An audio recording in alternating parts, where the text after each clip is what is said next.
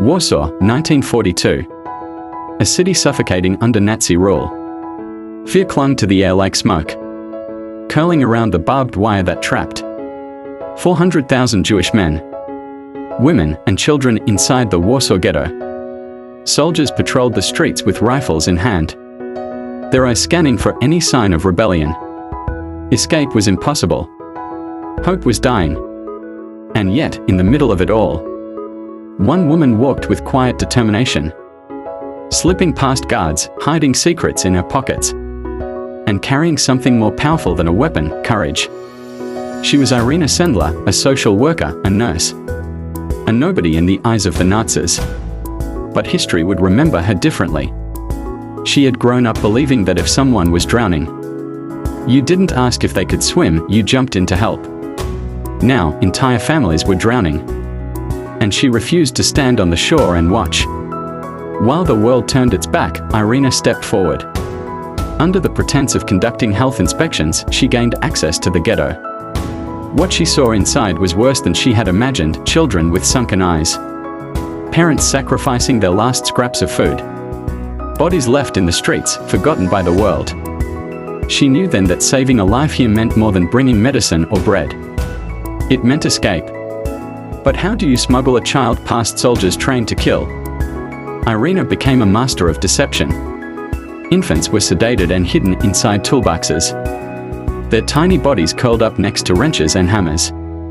Toddlers were concealed in sacks of potatoes, carried out like groceries. Some children were smuggled in ambulances, buried beneath stretchers.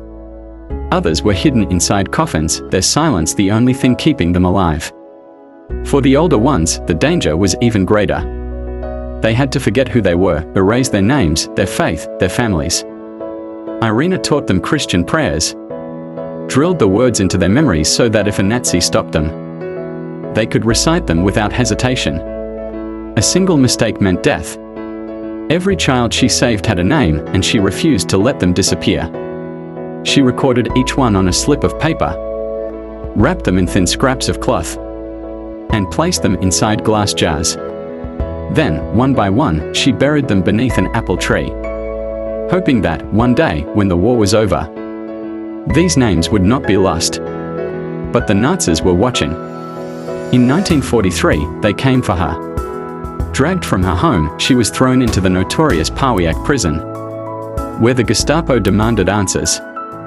They shattered her legs, broke her feet, beat her until she could barely move. But she never spoke. She was sentenced to death. On the morning of her execution, she was led to an open field. A soldier cocked his gun. She closed her eyes.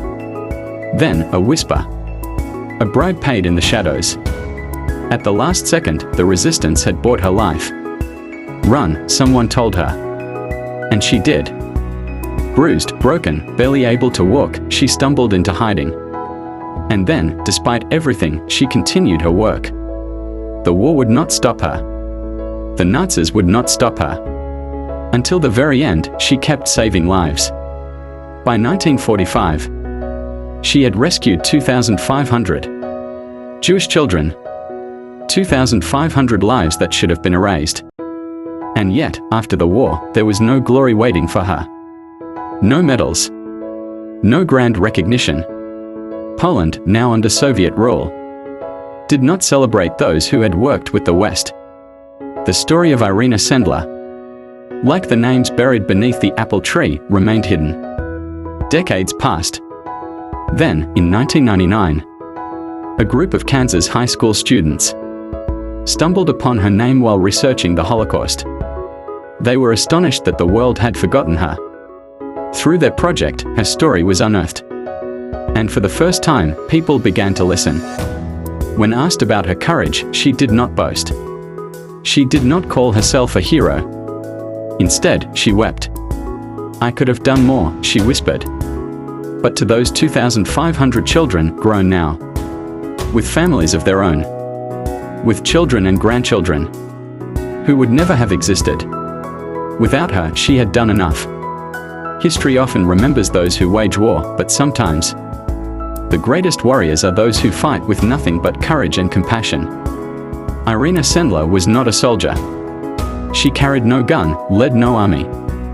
But she was a force greater than any weapon, a light in the darkest of times. And though the world tried to forget her, the lives she saved are proof that one person, even in the face of impossible odds, can change the world. If stories like this inspire you, don't let them be forgotten. Share this video, leave a like, and subscribe for more untold stories of the heroes who shaped history. Let's make sure their legacy lives on.